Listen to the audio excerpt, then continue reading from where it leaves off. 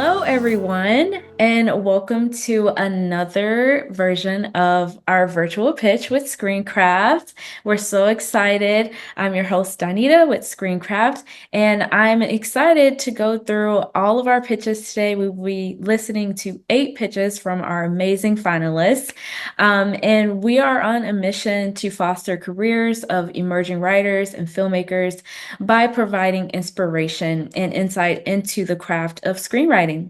So, like I said, today we will be listening to 8 pitches from our talented writers and getting feedback from our incredible judges. The judges will then leave to deliberate, and after that, they will return to announce the runner ups and winner.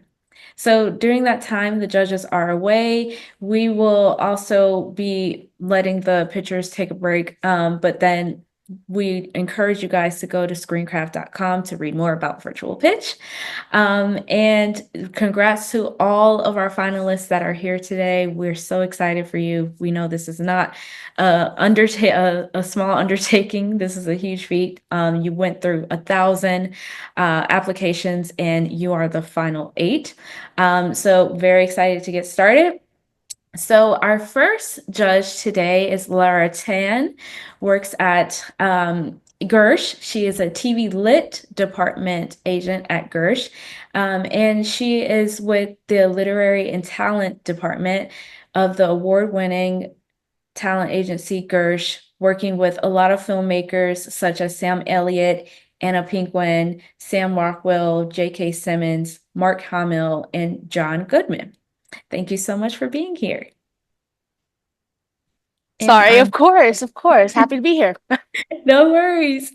And our next judge is Elizabeth Newman, who is a partner and manager at Literate, a boutique independent management and production company representing unique and diverse voices in film, television, and theater. Literate clients have created and executive produced critical and commercial hits such as Suits, Bridgerton, Succession, The Walking Dead, One Piece, Luke Cage, Single Drunk Female, La Brea, and Joe versus Carol, and so much more. Thank you so much, Elizabeth. Thank you for having me. So excited. And our next judge is David Baglar. And David got his start at Bender Spank in 2012, where he remained as the company transitioned into Good Fear in 2016. On the production side, he worked in some capacity on New Lines, We're the Millers, Horrible Bosses 2, and Vacation, and Disney's Mulan and A24 Under the Silver Lake. As a manager, his clients have worked at most of the streaming platforms, networks, and film studios. Thank you so much for being here, David. Thanks. Oh, go ahead. And our final judge is Javier Chapa. And Javier had the debut feature film Harvest of Redemption, a true story and bilingual depiction of the struggle of migrant farm workers, won Best Foreign Drama at the 2007 International Family Film Festival. In 2021, Javier was the 5th season produced the film Blue Miracle starring Dennis Quaid. His film The Long Game starring Jay Hernandez, Dennis Quaid, and Cheech Marin premiered at South by Southwest last year, where it won the Audience Award. His most recent release, The Black Demon, a shark thriller starring Josh Lucas, was a hit on Amazon Prime and has been in the top charts in the US and Latinx for weeks. Chapla is very proud of his heritage and was selected to be a part of the Latino Leaders magazine, and in 2017 was asked for the Academy Award winning director Alejandro Gonzalez to participate in his virtually reality project Flesh and Sand. Thank you so much for being here, Javier. Thank you. Pleasure to be here. All right. Well, we're so excited to get started. And I will bring up our next pitcher who is starting. And let me promote them up so they can get their camera together. So while Alex DeCuffa is coming up, I will do their intro. Make sure.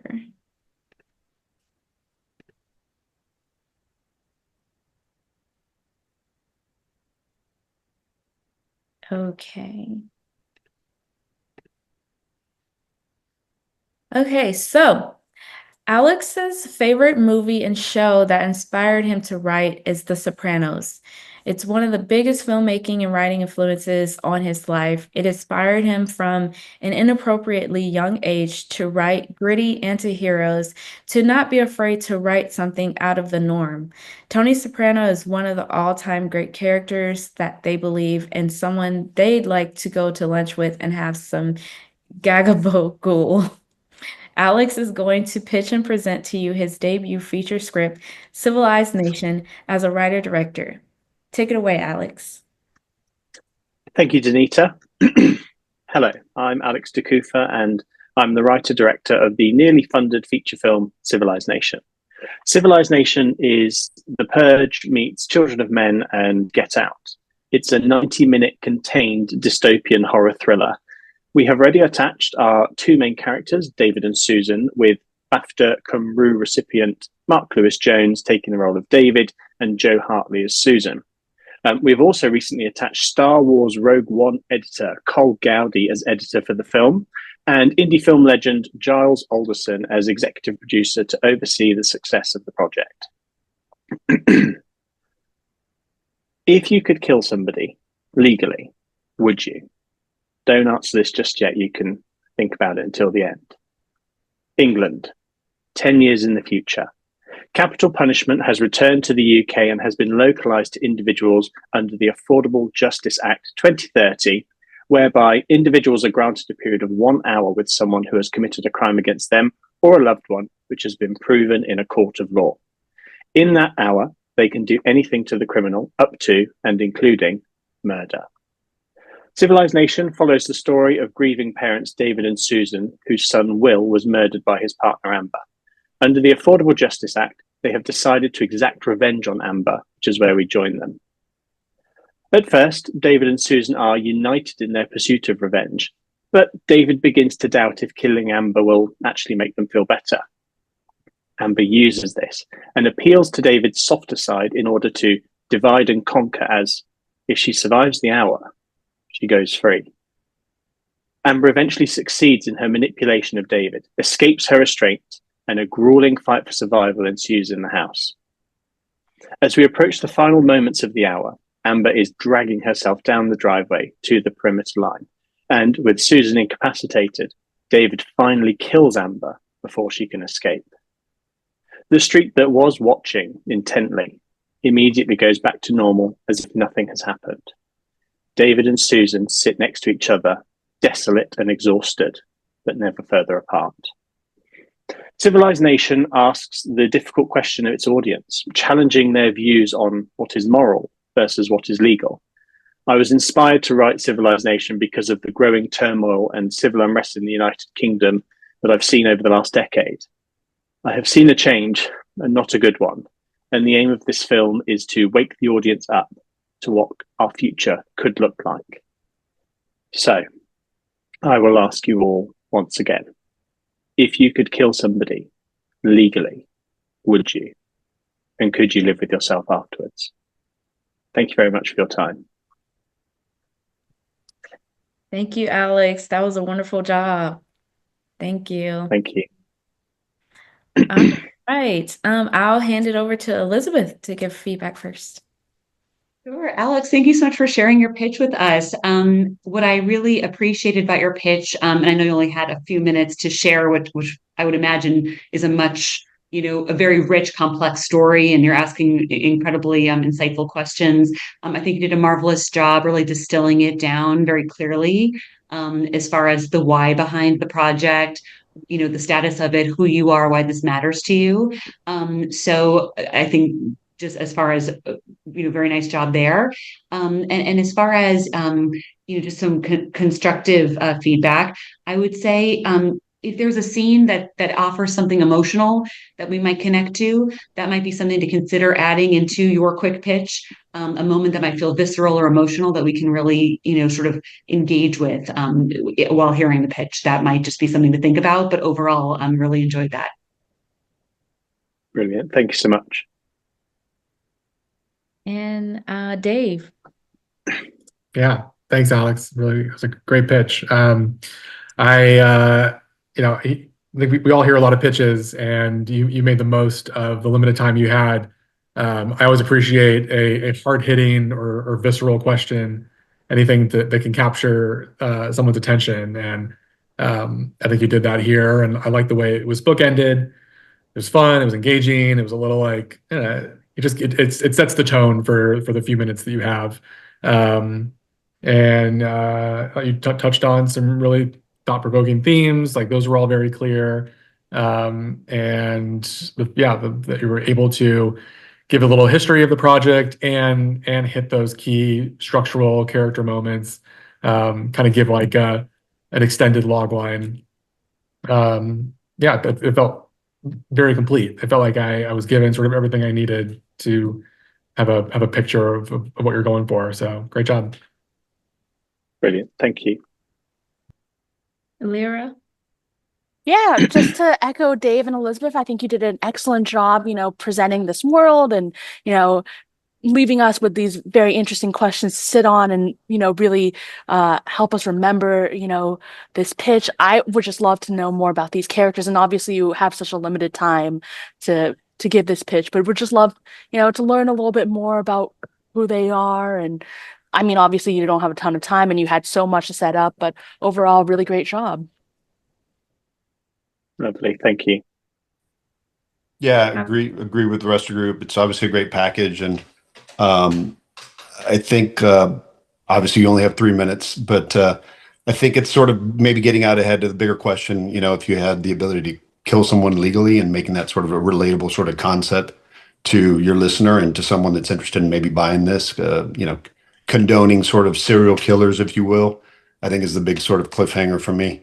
And getting out ahead of that sort of elephant in the room really quickly and diffusing any sort of concern around why someone might be scared of this sort of premise would be my only sort of constructive criticism.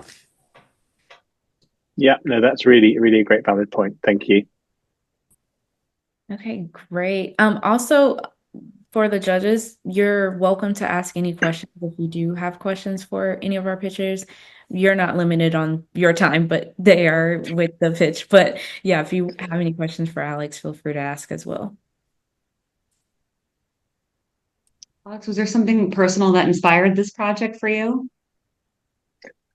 Just like I said, kind of post Brexit, I've seen the kind of fabric of the country change. It's become a much more unhappy and sort of violent place.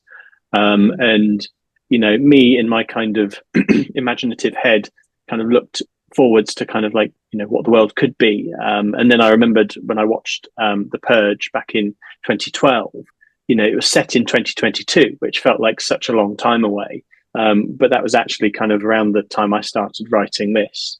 And so it was that kind of thing of like, oh, wow, that period of time's really gone very quickly. And actually tomorrow isn't that far away. And that's the kind of warning that, I kind of want to put out into the world. That's the voice I want to have as a filmmaker, a writer, to kind of, provoke thoughts with people. Really well done. Thank you so much. Thank you. Thank you, Alex. Great job. Great job. Thank you very much, everyone. Really appreciate it. Absolutely. Okay, so let's bring up Faith.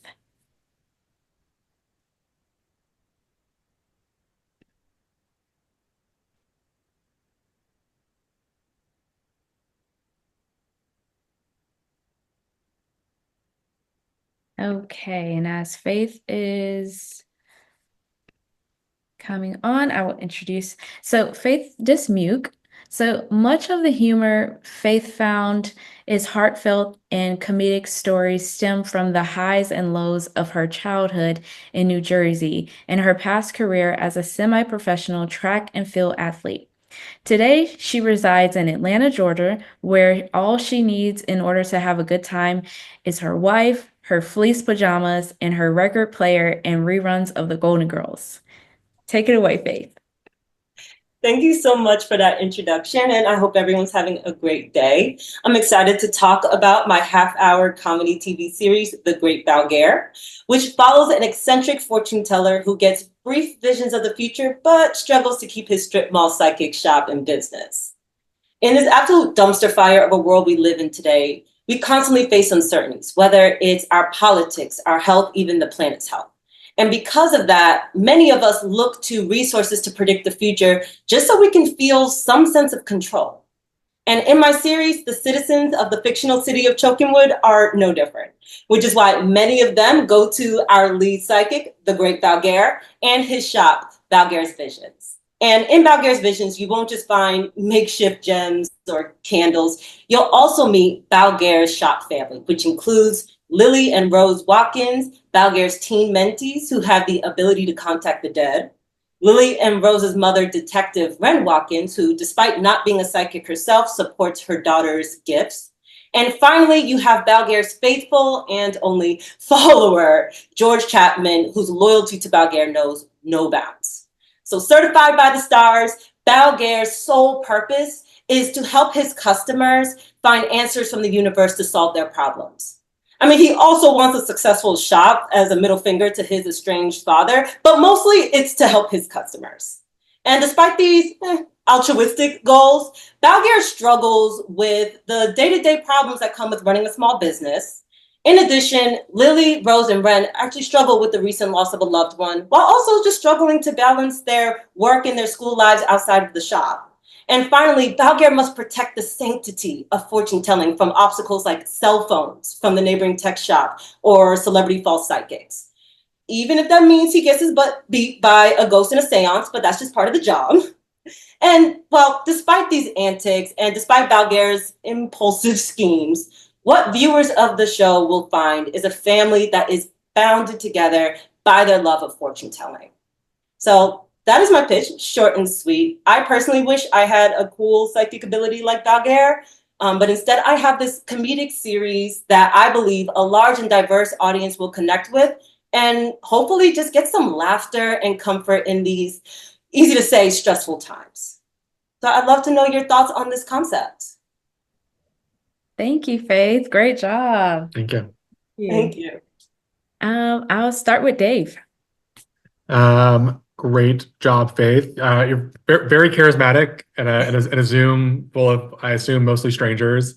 So great job with that.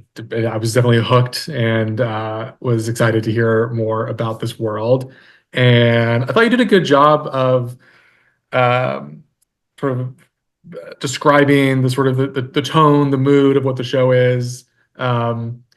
I would say lean into what the engine of the show is. That I was missing that personally, of just what does the week to week look like. You don't have a lot of time. I think you did a good job with the time you had of describing the characters, but what are we watching week to week? What are sort of the hijinks that these characters get into, or is there a love triangle, or are they at risk of shutting down the shop and they have to like scrounge to save it? Just sort of what the overall journey looks like, or the week to week. But overall, great job. Thank you. Lyra. Yeah, definitely agree with Dave on this one. Like, you've set up a very interesting world, and I'm also curious what, how you came up with this. Like, did you go like, do you know a fortune teller and that was what inspired this, or are you interested in this kind of world? But yeah, definitely, like, what's going to drive this season? What's the big thing that he's trying to achieve beyond, like, maybe sticking his middle finger up to his father and having a successful shop? Like, what's going to drive episode to episode? What's that arc? I think that's something that you should be thinking about as you build out this show. Thank you. Javier. I thought it was really novel and fun. And I think in times of uncertainty that we're all going through now, it becomes a very relatable concept in terms of a glimpse into the future and looking for more hope.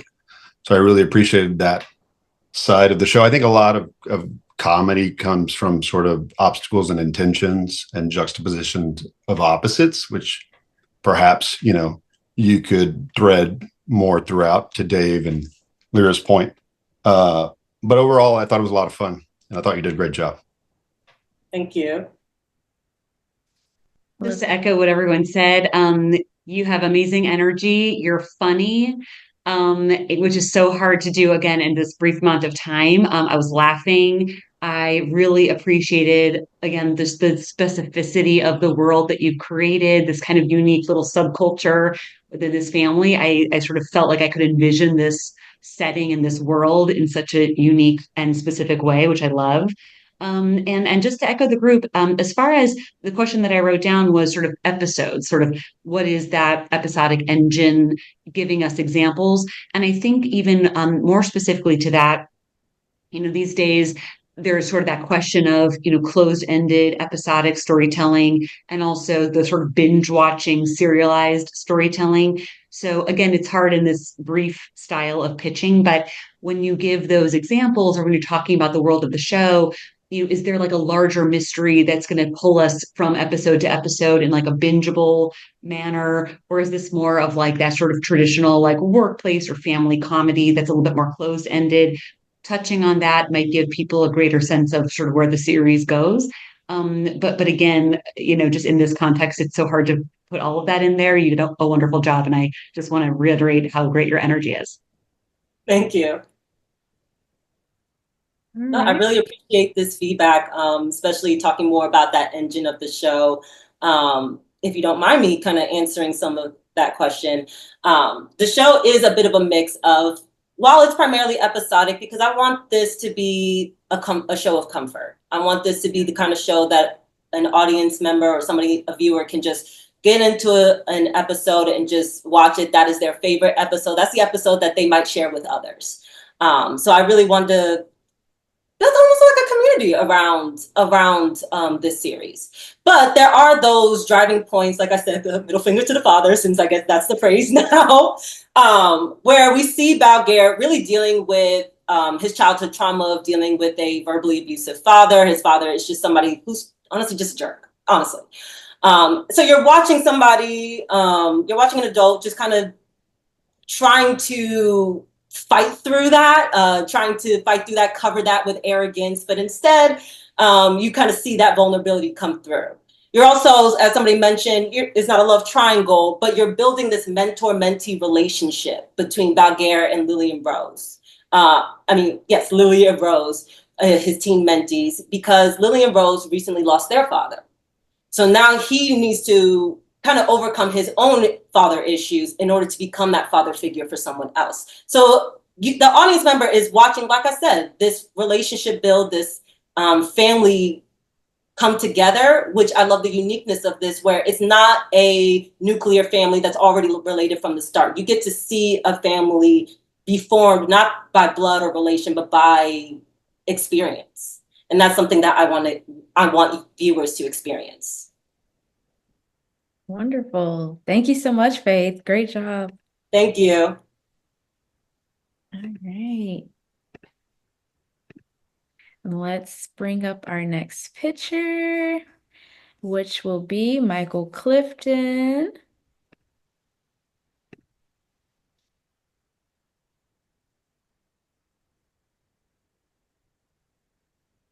All right. And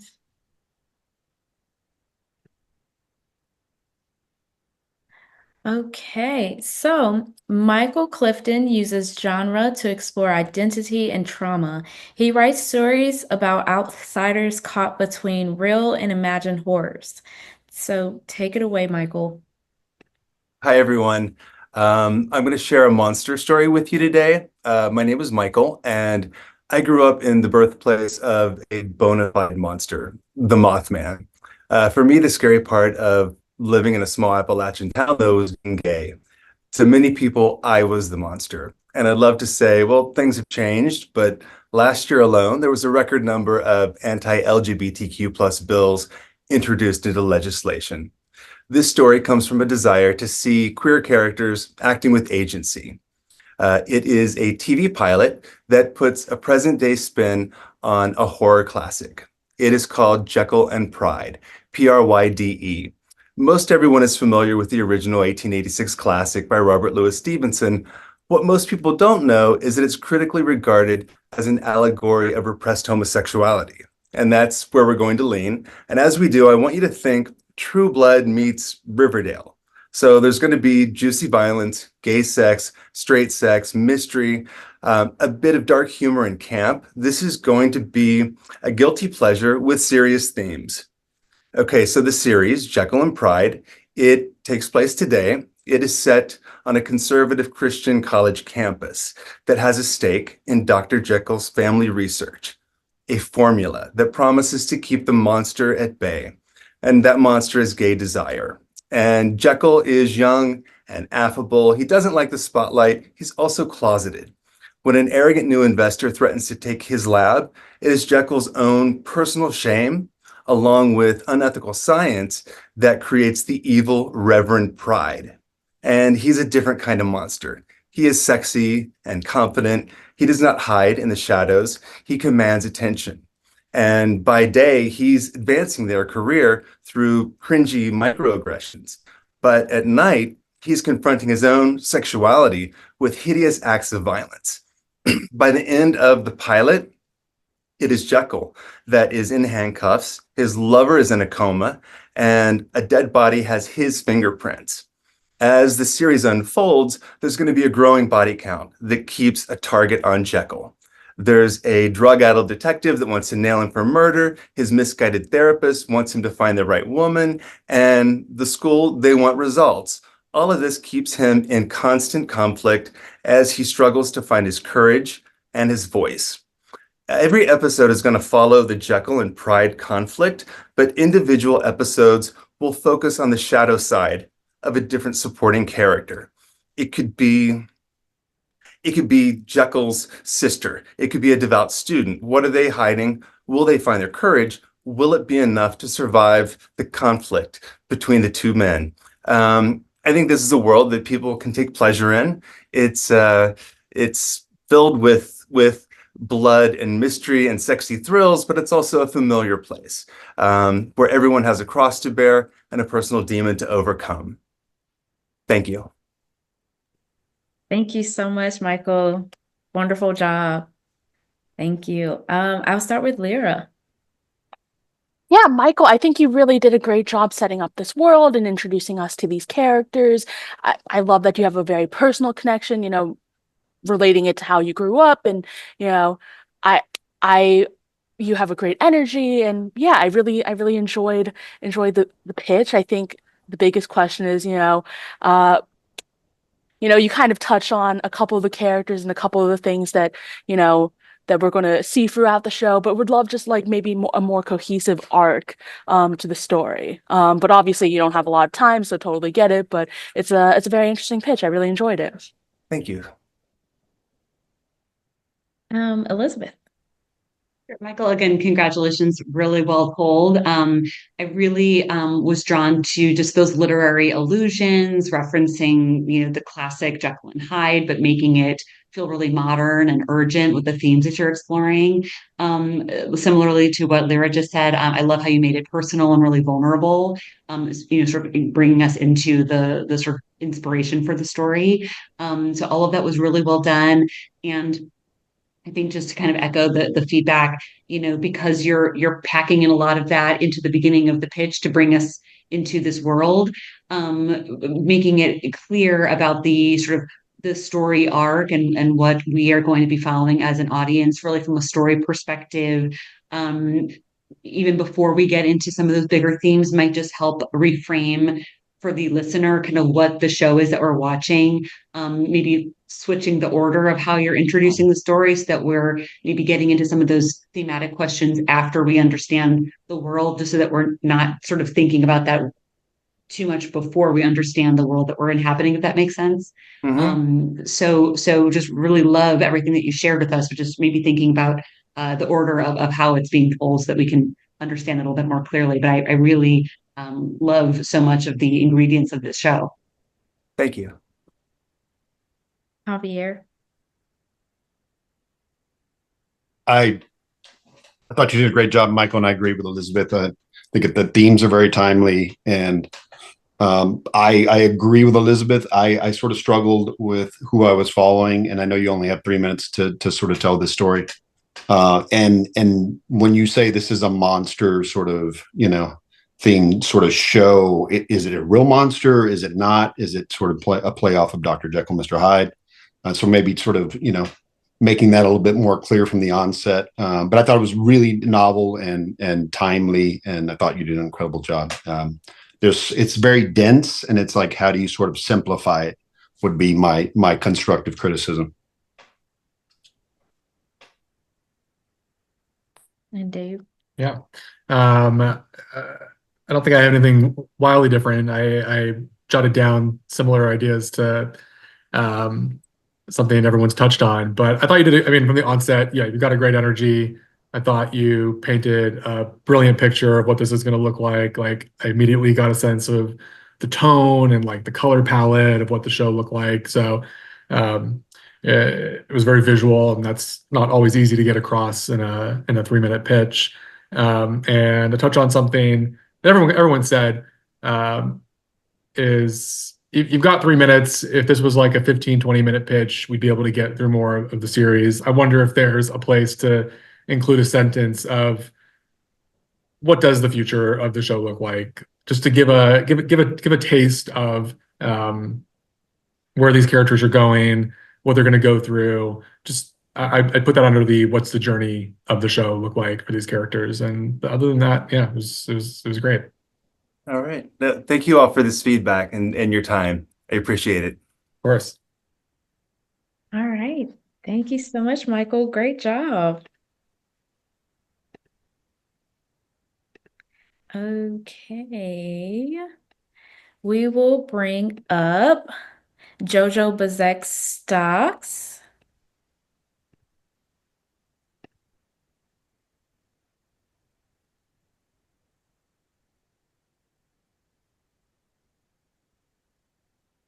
Okay.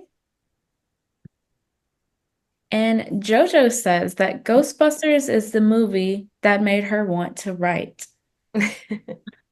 Take it away, Jojo. All right, thank you all for being here. And I'm going to be introducing Lot Lizard. So, anything can happen out on the road. You could get a flat tire, you could run into some bad weather, or maybe you meet a stranger at a diner who turns your trip around. But in this limbo, you've got people on all their own journeys, and if your paths cross, you've all got different ideas of where you're going and how to get there, and things could be at odds. Well, this precarious world is the world of my main character, Patsy Cline. And Patsy Cline has been trying to get out of this world her entire life. But her dad, Big Ted, is always reeling her back in.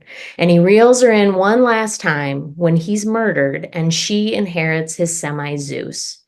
So now she's off on this honky-tonk murder mystery adventure where she's uncovering a smuggling ring and a cast of unsavory characters who want nothing more than to see her fail.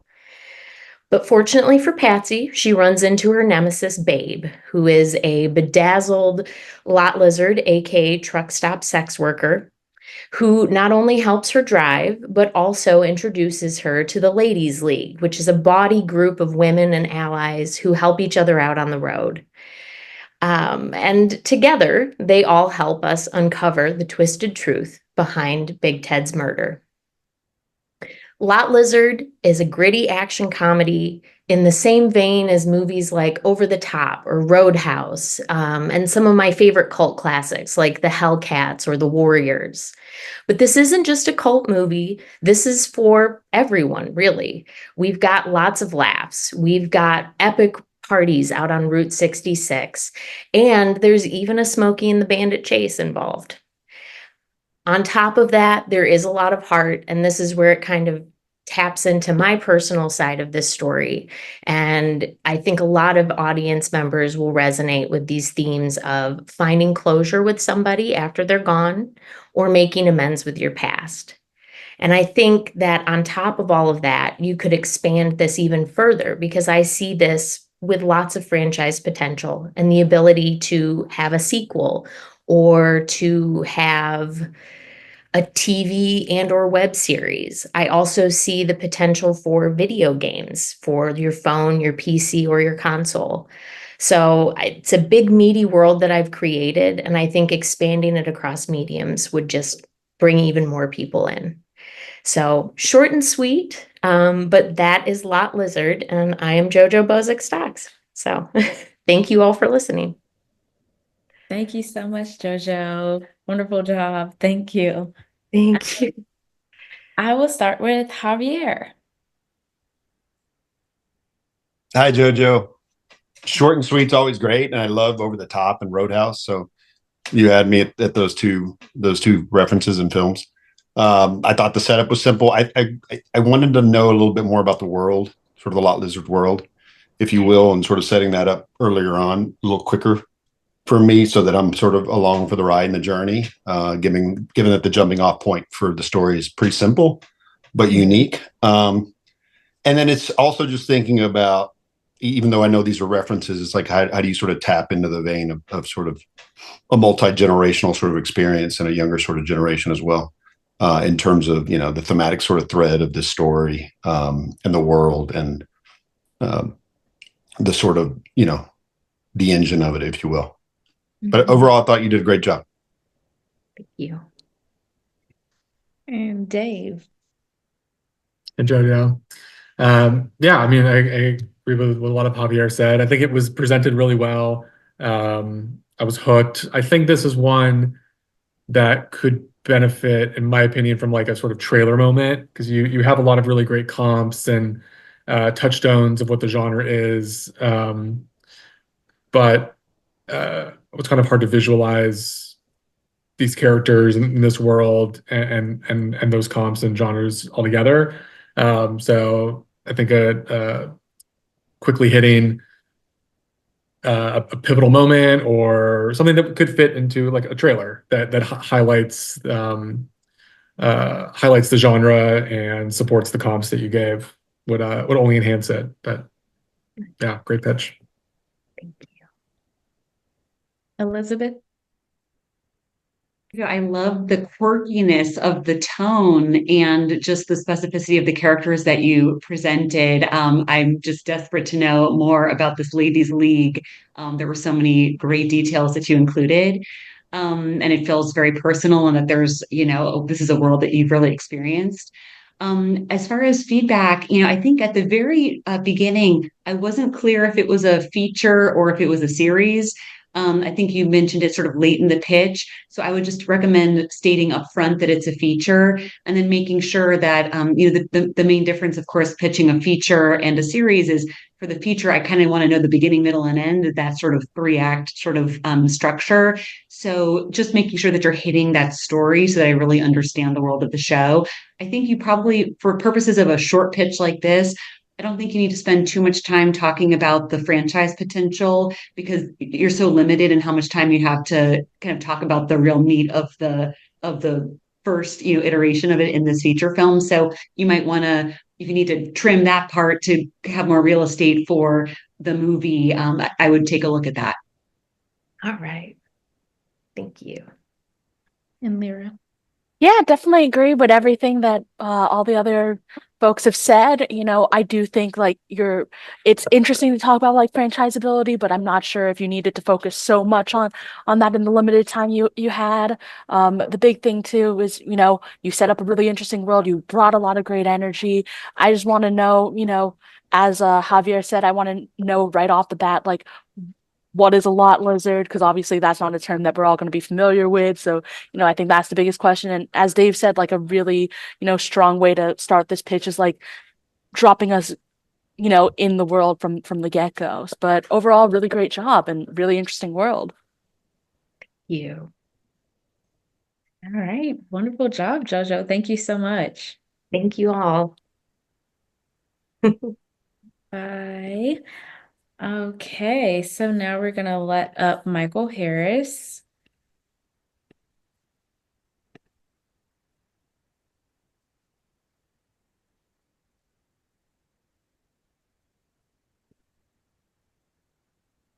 Okay, and Michael Harris is a Southern smartass with a Shakespearean sensibility, currently in the midst of a lifelong experiment to determine what happens when half of the people you love are redneck Christians and the other half are artsy progressives.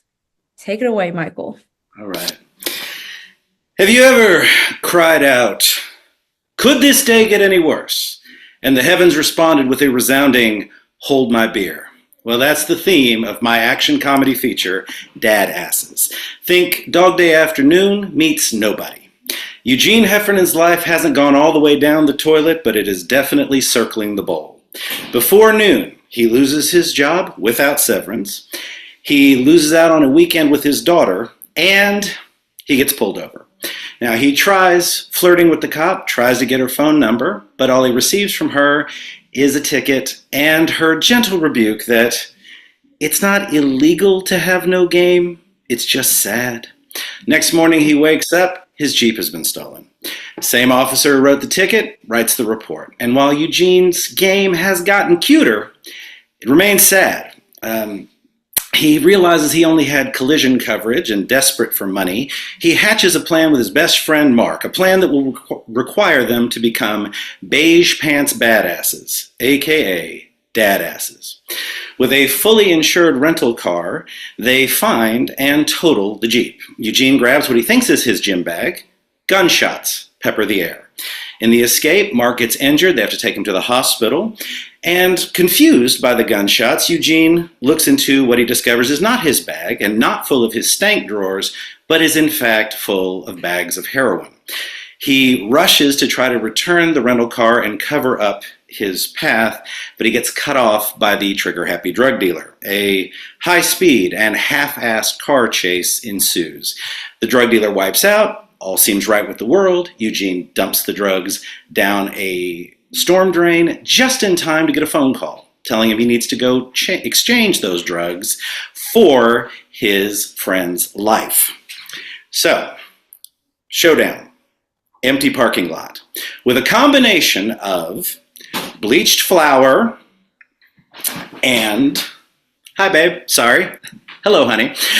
Bleached flour and stupidity on the parts of the criminals.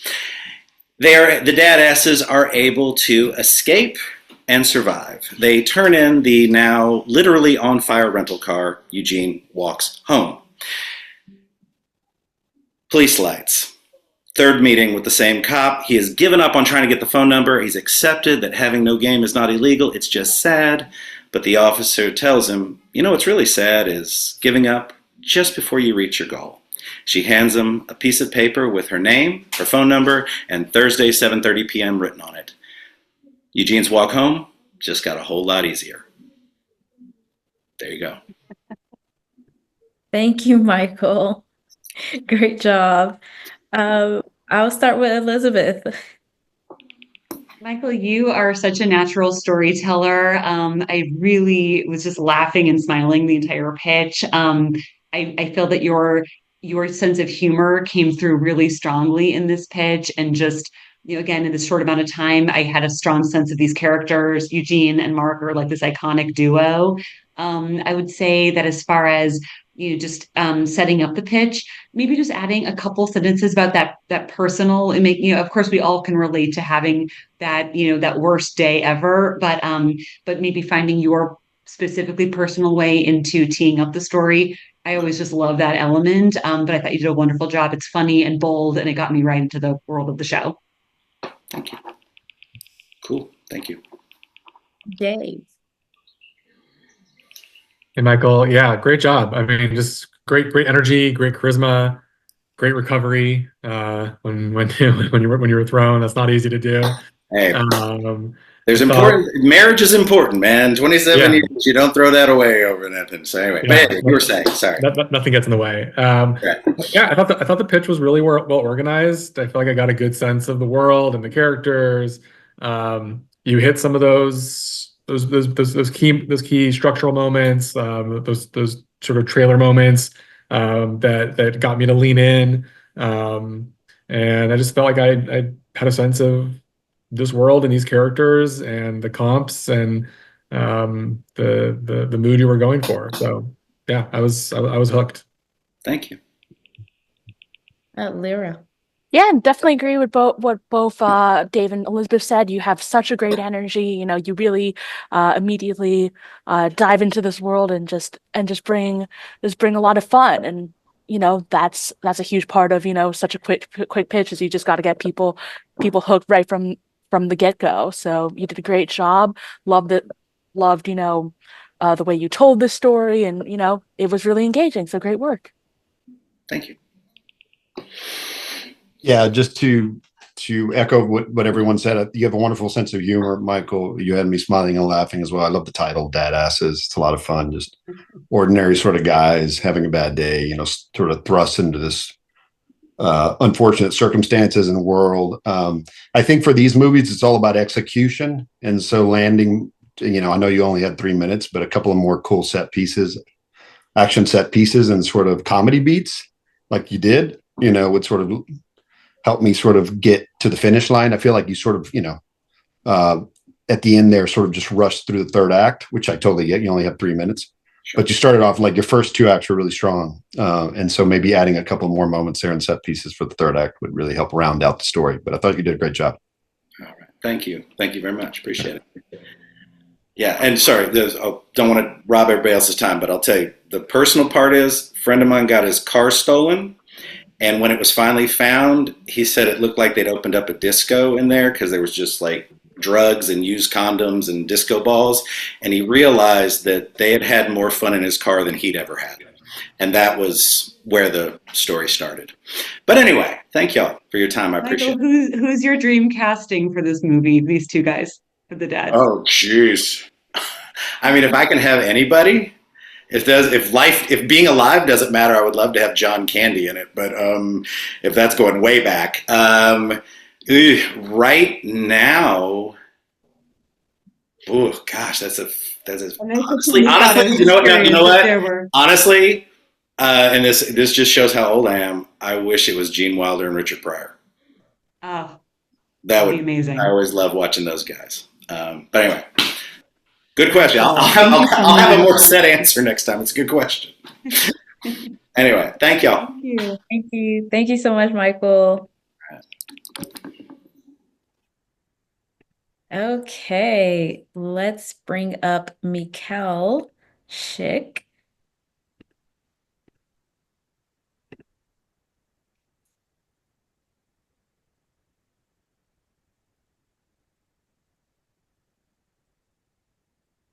Okay.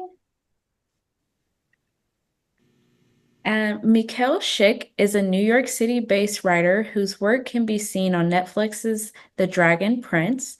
She has ongoing one-sided beef with the Roman Empire, King Henry VIII, and one particularly scary Sesame Street sketch. Take it away, Mikkel. Hi, I hope you're all having a great afternoon. It's dinner time here on the East Coast, which is actually appropriate for this pitch. So Maison follows Matthew and Violet, 2 students at a magical culinary academy called the Maison. Think like Hogwarts for chefs, but everyone's in Slytherin. And what they've come to learn is the art of dishcraft, which is conveying magical abilities through the consumption of cuisine. But like haute cuisine in our own world, this is really only available for people who can afford it, which means that this whole society is basically stratified between those who can afford to buy magic and those who can't. And Matthew and Violet are on opposite sides of this divide. Violet's family is super prominent and wealthy. Matthew comes from the slums. He has almost nothing to his name. But what they have in common is that they're both hungry. Violet wants to escape her family's grasp, and particularly the marriage that they have in mind for her. And Matthew wants to escape the slums and maybe get justice for some events in his past. They also both believe that through going to the Maison and becoming a chef de magie, as it's called, they will be able to accomplish these goals. So the pilot episode follows their first day at the Maison. They meet their classmates, a terrifying number of whom are very willing to cut a bitch, and their chefs, who are kind of all like Joel McHale on The Bear, like on steroids a little bit. They're set 3 culinary trials and are told that by the end of the day, the lowest ranked students are getting cut from the program. So throughout the day, even though Violet and Matthew have not gotten along in their interactions so far, as the heat rises in the kitchen, they basically both realize that they need to make an alliance in order to survive in this environment. And it's this connection that powers through the end of the episode and the series overall, particularly given how different Violet and Matthew are and how different their values are. Other plots include Violet's father, who is kind of positioning himself as a progressive as far as democratizing dishcraft goes, but he's a politician and he has some distinct ulterior motives. And my favorite character, who is a dropout from the Maison, who is very, very illegally providing his services for a crime boss, and that may have something to do with a rather explosive political assassination that ends the episode, that takes place via dishcraft. It's disgusting. I'm hugely proud of it. And that really kicks off the political and external events of the series. So that's Maison, obviously a very magical story, but one that I think has a lot of relevant ideas. I'm super hungry right now, but I'm going to order dinner with a click. We are kind of in a place where we can consume anything we want. So through the magic of Maison and dishcraft, I want to explore what are we really hungry for, and what, apart from dinner, is really going to satisfy us. Thank you. Thank you so much. That was amazing. Thank you. I'll start with Elizabeth. First of all, this is such an inventive pitch. I've definitely never heard this particular mashup of magic and culinary before, so it was just really fun and inventive and very original. I thought that your energy in the delivery was fantastic, and as far as painting the picture and making it feel really cinematic, I was very engaged in all of those details. So for me, as far as a little bit of constructive observations, I think because there's a lot of world building and to get your audience into the world of the show, it felt like you were also packing in a lot of story into the pilot. I felt like there was, entering into the world, getting to know, both Matthew and Violet, sort of why they're there. Then there's sort of this more political backstory. The father, I think, maybe stripping some of that down and keeping it focused on just the main characters that are going to be in the pilot will just make it easier for the listener to really understand where the show lives. Again, in just this format of just a 3-minute pitch. And then the other thing I was thinking about is just your demographic. I wasn't entirely clear if this was sort of that 4-quadrant family show, if it's something more for kids, you mentioned Hogwarts, or if it's something more adult like The Bear. So kind of honing in on what that demographic is sort of tonally would also, I think, be helpful for your audience to really understand where the show lives. Yeah, no, that makes a lot of sense. It's my main comp is Arcane, but yeah, I think that's Hogwarts definitely has positives and negatives as far as a comp. Fantastic. Really, really so inventive. Thank you. Thank you. Lyra. Yeah, definitely agree with Elizabeth. This is such an interesting world, the combination of, culinary and magic. We haven't really seen that before. And you really have set up this world. Your comps are very interesting, but to Elizabeth's point, I do think it's important to, state what the tone is, whether it's, YA, whether it's 4-quadrant, whether it's, leaning a little bit older, just because even in Arcane, it's a little bit, that leans a little bit older. Hogwarts is obviously a little bit more four quadrants. So, just establishing where this, where the show lives, what the tone is. But yeah, I mean, you've definitely packed a lot of content in there. And obviously this is a 3-minute pitch, so you can't, detail all the worlds, but definitely just focusing in on your main characters and that dynamic. I think that's what's important in at least the 3-minute pitch style. So, but great work. Thank you. Javier. Yeah, no, I totally agree. I don't have much more to add. As they say, where I'm from in Texas, this isn't clearly your first rodeo. So you did a great job of really in 3 minutes setting up the world. I agree. You could have sort of established earlier on, perhaps, who the demo is for this show. And I didn't get a sense of how old they were either. The characters, perhaps I missed it. But Hogwarts for Chefs was it's a really inventive, fun concept, and sort of mixing the two between wizardry and food and culinary is really cool. But yeah, no, overall, I thought you did a really great job. Thank you. Dave. Yeah, I jotted down things that have already been said on the Zoom, but charisma, the pitch is quirky. I was engaged. I definitely had some questions, but I think it's good when you pique someone's interest. When you're on our side of it, without reading anything, I can tell it's probably voicey just by how unique the story is. And the two questions I wrote down have sort of been said already. Who is this for? And what grounds us in this elevated world? There's a lot of characters and a lot of world building. And I find with those bigger in scope concepts, is there maybe like a proxy? Like who's our way in? Who are we going to lens this world through? Whether it's their first day in this world, like a Harry Potter, or who's going to be our guide, the audience's guide for this, and so maybe highlighting a character that could represent that would enhance the pitch. Yeah, that's a really good point. Thank you. Yeah. I wanted to just jump in with one more comment, piggybacking off of Dave. The voiciness, it's so hard to achieve that in a short period of time. But I think that the combination of your writer intro that you wrote for yourself, and then the way that you present this pitch, it's very clear that you do have a very unique voice. So I want to congratulate you on that, because it's very hard to achieve that in a short format. But I think all of us, kind of come away feeling like we kind of get you and get your voice, and that's something to feel really proud of. Thank you so much. I really appreciate that. I'm gonna go lock off the adrenaline in a second. Thank you so much. You did a great job. Thank you. Thank you. All right. We will bring up our next pitchers, which is TJ and Asha. So as they come up, all right. So Asha Norman Hunt and TJ Maurice are a writing couple who are excited to bring their humor and romance to audiences with their screenplays. They also pull inspiration not only from great romantic comedies, but also reality TV and their own relationship. The floor is yours.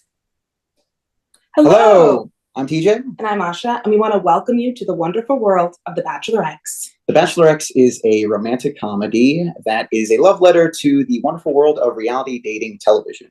We start our story with our lead character, Sam Walton, on his way to propose to his longtime girlfriend, Kate, who, they've been dating a while, but the thing is that Sam, he's not really much of a romantic, and he completely flubs his proposal. So Kate rightfully rejects him. So after a few months of heartbreak and crashing on the couch of a really close friend, Eddie, who just so happens to be a mega fan of a reality dating show called The Wings of Love, he finds out actually that Kate's going to be the new contestant on the latest season. So Eddie finds out, goes to Sam and encourages him to sign up for the show in order to win back Kate's heart. Once on the show, Sam is then paired with his producer, Meredith, who is less concerned with the romantic pursuits of her charge and more concerned with her own career, as the producer, with the contestant with the highest ratings, is up for a big promotion. This unlikely trio have their work cut out for them, taking this reality TV show novice from dud to stud. Not only will Sam have to face some stiff competition in the form of his fellow competitors, but he also has to win over the hearts and minds of the audience members. He is going to need to learn the ins and outs of reality television in order to have a shot at winning Kate back. As he falls further down this rabbit hole, however, Meredith finds herself reluctantly drawn to this new version of Sam and questioning whether to follow her career or her heart. And the script harnesses an untapped potential of an already passionate fan base, lovingly known as the Bachelor Nation. With a successful career spanning 20 years, that'd be a very long time. The Bachelor franchise not only manages to maintain longtime viewership season after season, but also brings in new viewers, as is evidenced by their numerous successful spin-off shows. Just take my mom, for example. She'd never seen a single episode of The Bachelor, but she devoured the flagship season of The Golden Bachelor last year, which tells a beautiful story of romance for the septuagenarians. So one of the other elements that we believe is great about our script is that, while it's a love letter to the reality dating world, it's also a love letter to the romantic comedy, something that we feel is making a really great comeback on the silver screen and bringing in big names like Jennifer Lawrence or Ryan Gosling or Anne Hathaway. This project is so personal to us, not only as longtime reality television fans, but also as partners in writing and in romance. Yeah, because who better to tell a romantic story of a leading proposal than two people that just got engaged? So join us in making history with this classic twist on a rom-com beloved that will bring a new audience viewership to the table. Thank you very much. Any questions? Great job, Asha and TJ, and congrats on your engagement. Thanks. It was last Friday, so it's very great. I'll start with Elizabeth. Well, first of all, you both have amazing chemistry. I love the way that you played off of each other during the pitch. I love the little details with the Valentine's Day sweater, and I love that energy that you're bringing to this pitch, and how you made it personal as well. I really also was enjoying just sort of the commentary on the genre of reality TV and how you're kind of both kind of celebrating it and also just in a playful way, kind of, reckoning with it as well on some level. It is very much a love letter, to reality TV and to movie making and romantic comedy. So that's a lot of fun. I would say for me, it's probably, again, kind of making it very clear for the listener what that beginning, middle, and end is of the story, what the romantic stakes are, who is our protagonist going to sort of end up, in love with, but what are going to be more of those challenges along the way. I felt like I needed to go on a little bit more of that journey sort of as you're pitching the story so that I really understood sort of the highs and lows. And overall, I was, kind of right there with you guys having a lot of fun. And again, congratulations on your engagement. That's awesome news. Thank you. Thank you. Dave. Yes, congratulations. It's very exciting. And I think you're doing something right because the first two things I jotted down were great chemistry and great presentation with the sort of coordination of the outfits. It just paints a picture of or only enhances the pitch that we heard.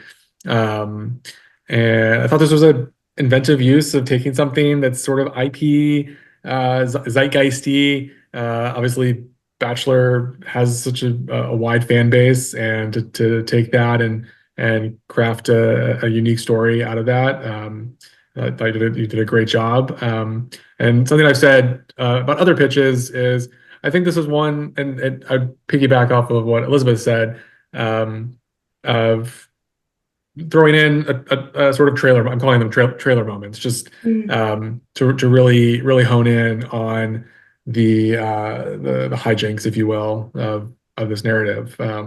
But yeah, great job, congratulations, very exciting. Thank you. Hey. Oh, Javier. Yeah, no, I thought it was a lot of fun. Congratulations, by the way. I love your obviously your chemistry and your energy, and obviously, as everyone's pointed out, The Bachelor's such a huge, relatable show and very timely. And I love rom-coms personally myself. The one small note, because I don't have much more to add, is perhaps you have to give me a stronger reason to understand why she breaks up with him or does not accept his proposal at the beginning. Otherwise, it sort of kills your conceit, in my opinion, and it's hard for me to be along for the ride.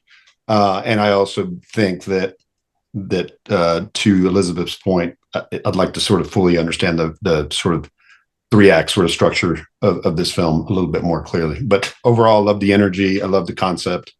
It's a great title, and thought you did a great job. Excellent. Thank you. Mira. Yeah, much more to add. Congratulations on your engagement. That's incredibly exciting, and definitely feeling a great energy. You know, it's hard when there's two of you pitching and you have such limited time. So I think you did a really great job, you know, parlaying that back and forth and having that really fun sort of energy between the two of you. Obviously, you're actually together, so that definitely adds to the fun. But yeah, just as everyone has stated, just having that, 3-act structure, being able to follow along on that journey.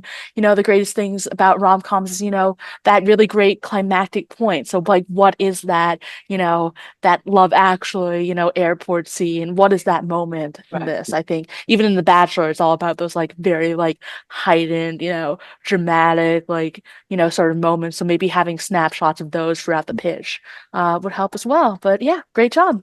Thank you so much. Thank you. Thank you so much, Asha and TJ. Thank you. Appreciate your time. Thank you. Okay, our last pitcher is Lita Lopez.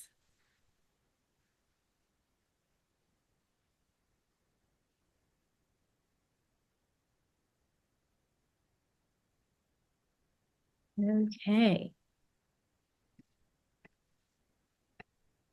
All right, so Lita Lopez identifies as an actor, writer, producer, bisexual, Texan, Latina, pool player, and shrew. Recent on-screen credits include Young Sheldon, Ratchet, and the upcoming premiere of St. Denis Medical on NBC. Take it away, Lita. Hi, I'm Lita Lopez. These are my trophies. While my career dreams and ambitions have always been intently focused on the actor, writer, producer path, I have also hung tightly to another secret dream. Since the day my dad gave me his father's pool cue after I graduated college, I have dreamt of a second act life as a full-time pool player. Joining the American Pool Players Association League in 2014 was my first step toward that dream and one of the best things I've ever done for myself. Earning each of these trophies has brought me immeasurable joy and satisfaction. I just got this plaque, 300 matches played, on Monday, and I could not be more proud. My 10 years of experience playing in the APA has been life-changing and has inspired my feature film comedy, Finesse, smashing the patriarchy one ball at a time. Vanessa Camacho, 38, is a Filipina-American, hyper-competitive, former Broadway dancer. When her flailing career officially crumbles, she has little choice but to move back home, live with her parents, and assistant manage at her aging father's family-friendly pool hall. There, she reunites with her ex-best friend to form an all-female team in the world's largest amateur billiards league, hell-bent on getting to the World Championships. But it's a long and bumpy road to Vegas, and along the way, she'll have to fight to repair the fractured friendship, deal with her dad's declining health, keep the misfit team intact, and finally, embrace her long-ignored sexuality to unlock what winning really means. Imagine A League of Their Own meets Bridesmaids on a pool table. Finesse is an adult's coming of age, coming home, and coming out story wrapped up in a sports comedy topped off with female empowerment. The ensemble cast revolves around team captain Vanessa and her 8-member crew of badass bitches, diverse in ethnicity, body type, and ranging in age from 13 to 80. Finesse is not your typical pool movie about sketchy criminals and deadbeat gamblers. It's about family, both biological and found.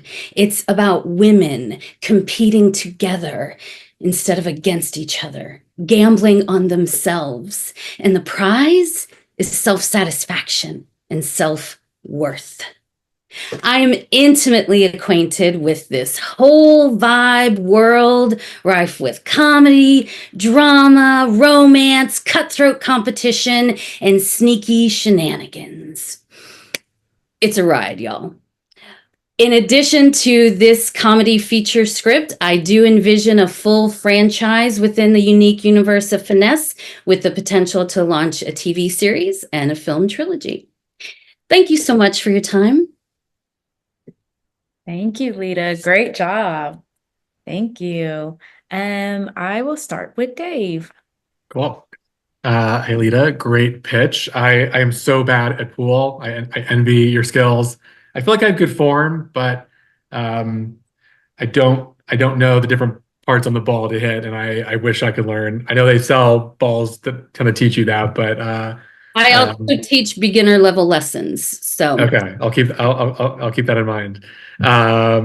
Yeah, I thought you did a really great job with the pitch. I feel like I love the comps, and your energy kept me engaged. I think if we were workshopping this together, I might structure it slightly differently, starting maybe with like the comps and the themes, go into characters, and then you kind of get into the plot of the movie. I think once you got into the plot, I felt like I had a good handle on what the movie was. You know, you referenced League of Their Own or something like Bridesmaids. I was getting a little bit of Dodgeball. The biggest note I would give is you kind of got to like the stakes part, but then it didn't feel like the stakes were big enough. Like the sports movies, there's always it's like the big game, or and if they're not like striving for to beat the other side, it's to like to save the pool house, or the whatever pool places are called, like dodgeball, to save the gym. Or I wanted to get a sense of like what these women were fighting for, and through that journey, there can be the friendship and the bonding and the relationships. But to invest in a movie like this, I think the audience is going to want something to root for and going to want to have that cheer moment at the end of it. And so I would advise, sprinkling that in and highlighting it at the tail end of the plot part of the pitch. But otherwise, I was engaged, and I'd probably read the script. Thank you. Javier. Yeah, no, I really enjoyed this lead, and I'm a little partial because I'm a fellow Texan as well. So from one Tejano to Tejana, I thought you did a great job. I love the color money. This isn't that. And I also made 2 sports movies that were more boring than pool. I made one about golf and one about fishing. So I think it's also sort of, for your audience, sort of setting up why this is exciting, and watching people play pool is exciting. I think the comedy sort of component to this, and that juxtaposition, and sort of some of your, references to Bridesmaids and tone. The tone's a little, for me, isn't sort of fully defined. And so perhaps that's some constructive criticism. And I agree with Dave, like all these movies are about sort of the climax and the stakes. And I didn't sort of fully understand how this group came together to want to sort of, I think go after some sort of national championship in Vegas, unless I missed it. Yes. So sort of understanding how they all come together, and why her. And then that's sort of asking your question about the stakes, to Dave's point. But overall, I really, I love these types of films. Like I said, I've made a couple of them and have a lot on my slate. So I thought you did a great job. Thank you. Elizabeth. Just to echo the rest of the group, Lita, you have such a dynamic pitching style. I really enjoyed just learning about your personal history with the game. You're amazing, and congratulations on just I mean those trophies. It's incredible. I love the female friendship element of this story and the way that you constructed this ensemble of characters, you know, the different perspectives, the diversity of this group, and just how funny they are. I really thought that you captured like a wonderful sort of energy in that ensemble and how you described them. And then just to reiterate with the rest of the group, that the two things that I jotted down was sort of who's the antagonist, you know, in this story. I definitely appreciate that you talk about things like self-satisfaction being something that our group has achieved by the end. This might not necessarily have that traditional antagonist, but I do agree that having something kind of more that feels a bit more tangible, that we really understand what they're kind of fighting for or fighting against, would just make this feel like the stakes have been amped up. And yeah, just as a sports story, kind of connecting those dots. But I think overall, it's again just a really specific group of women. I am loving that just dynamic that you've created, and I want to hang out with this group and check out the league. So thank you for that. Thank you. Lyra.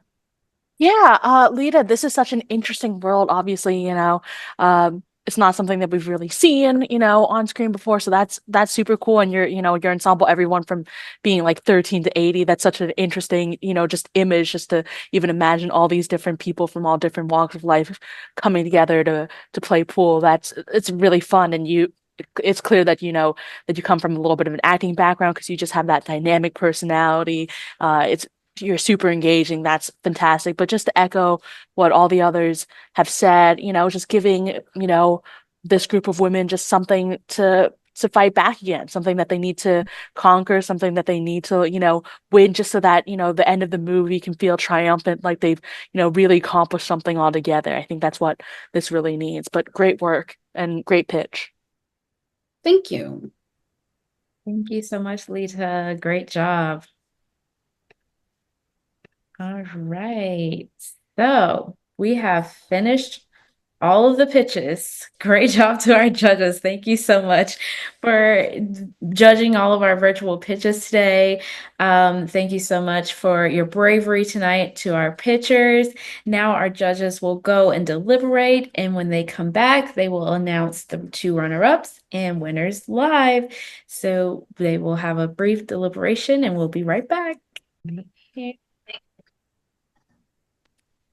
All right, so our judges have deliberated and come to a conclusion. We're so excited, and I will call Elizabeth Newman to give the results. All right, first of all, just really want to thank all of the pitchers today. You all did a phenomenal job. It's actually really difficult to make these decisions because you're all so talented, and we just really appreciate all the hard work and preparation that went into your presentations, all of your creativity, all your great ideas. Thank you guys so much. You should all feel incredibly proud. We were talking about sort of the why behind our decision, and again, so difficult to make these choices. But ultimately, for all of us as either representatives or producers, people who are seeking material, we're ultimately looking for those pitches that we feel like, if for me as a manager, I would be ready to make phone calls and set meetings with buyers to hear this pitch, or request a script based on how you pitched your story. So we were really kind of looking for those pitches that felt like they were polished, sort of ultimately in that way. Again, recognizing that this is a very difficult format to pitch in just 3 minutes. So again, really awesome work across the board. So with all that said, I don't know if anyone else wants to dive in before I jump in with our results. So our sort of second runner-up, we are excited to select TJ and Asha with their script Bachelor X. We really loved the chemistry that you guys brought to this one. It felt like a really just big commercial movie, and we loved the romantic genre and how you guys presented that idea. So congratulations. For our first runner-up. You can tell the story at the Congratulations wedding. Yes, congratulations. For our first runner-up, we've selected Michael Harris in the pitch Dad Asses, which we thought was hilarious, really, really well told. Your characters just really left off of the pitch, and we're excited to see who you'll end up casting in this movie because it felt incredibly castable right off the bat. So congratulations, Michael. And then our winner of the competition is Alex DeCufa. Alex, your pitch was so thought-provoking. It was incredibly polished, beautifully presented. It felt like there was a sense of urgency, to this project in the world that we live in today.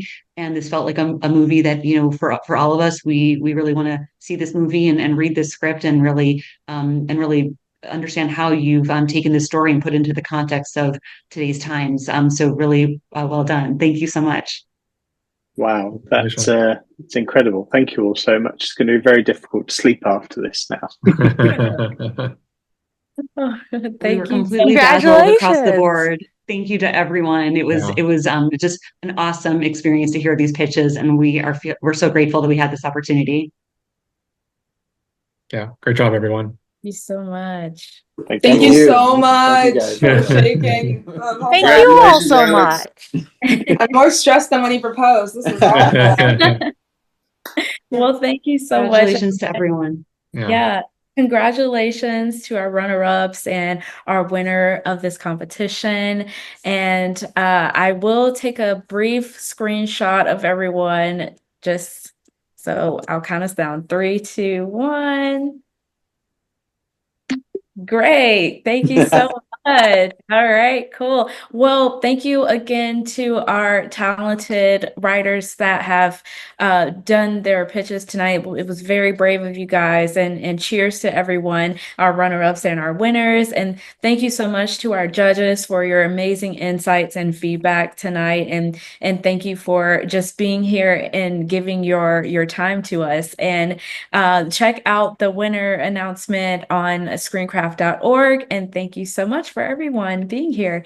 Thank you, guys. Thank you so much. Thank you so much. Thank you, guys. Congratulations. Congratulations to everyone. Thank you, guys. Well done, guys.